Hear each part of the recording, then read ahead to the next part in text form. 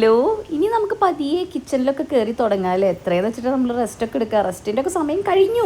ഇനി നമുക്ക് പണിയെടുക്കാം നമുക്ക്.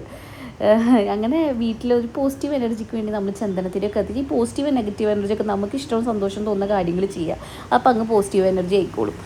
ഇനി നമ്മൾ ബേബിനൊക്കെ ഉറക്കി കഴിഞ്ഞാലല്ലേ കാര്യങ്ങൾ നടക്കുകയുള്ളൂ, പണിയൊക്കെ നടക്കുകയുള്ളൂ. അങ്ങനെ ബേബിയൊക്കെ ഉറങ്ങിയതിന് ശേഷം ഞാൻ ചിക്കൻ തൈസാണ് എടുത്തേക്കുന്നത്. അതിൽ ലേശം കുരുമുളക്, ഉപ്പ്, പിന്നെ ലേശം സോയാ സോസ്, പിന്നെ സ്വീറ്റ് ചില്ലി സോസ്, ഇത്രയും നമ്മളൊന്ന് ഒഴിച്ചു. നമ്മൾ കുറച്ച് ഇനി ഹെൽത്തി ഡയറ്റാണ് നമ്മൾ കാത്തു സൂക്ഷിക്കാൻ പോകുന്നത്. നമ്മൾ ഹെൽത്തി ഡയറ്റ് എന്ന് പറയുമ്പോൾ ഈ തടിയൊക്കെ ഒന്ന് എനിക്ക് കുറക്കണം, കാരണം അത് ഫുൾ ഫാറ്റാണ് എൻ്റെ ബോഡിയിലുള്ളത് പ്രസവം കഴിഞ്ഞിട്ടുള്ളത്.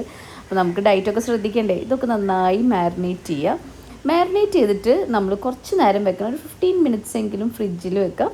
എന്നിട്ട് ഒരു പാനിൽ ബട്ടർ ഒഴിക്കുക. ആ ബട്ടറിൽ ഈ ചിക്കൻ ഇടുക. കുറച്ച് ഗാർലിക്, ആ ഫ്ലേവറിന് ഈ ഗാർലിക് ഒന്ന് ബേൺ ആവണം കേട്ടോ, കുറച്ച് കരിഞ്ഞ പോലെ ആവണം, അപ്പോഴേ ഫ്ലേവർ ഇറങ്ങുള്ളൂ. അങ്ങനെ നമ്മൾ ചിക്കൻ റെഡി. ഇനിയാണ് എൻ്റെ ഏറ്റവും ഫേവറേറ്റ്, ഈ സെയിം ബട്ടറിൽ തന്നെ നമ്മുടെ വെജീസ് ഇടാം. ഞാൻ ബ്രോക്കലി, പിന്നെ പയർ, ക്യാരറ്റ്, ഇത്രയും വെജീസാണ് ഇട്ടത്. ഇത് ഭയങ്കര ടേസ്റ്റാണ്. കുറച്ചും കൂടി ടേസ്റ്റിന് വേണ്ടി ഞാൻ കുറച്ച് ചില്ലി ഫ്ലേക്സ് ഇട്ടിട്ടുണ്ട്. ഹെൽത്തി അല്ല, പക്ഷേ ഞാൻ കുറച്ച് ടേസ്റ്റിന്, എത്രയും നമ്മൾ ഹെൽത്തി മാത്രം നോക്കാം.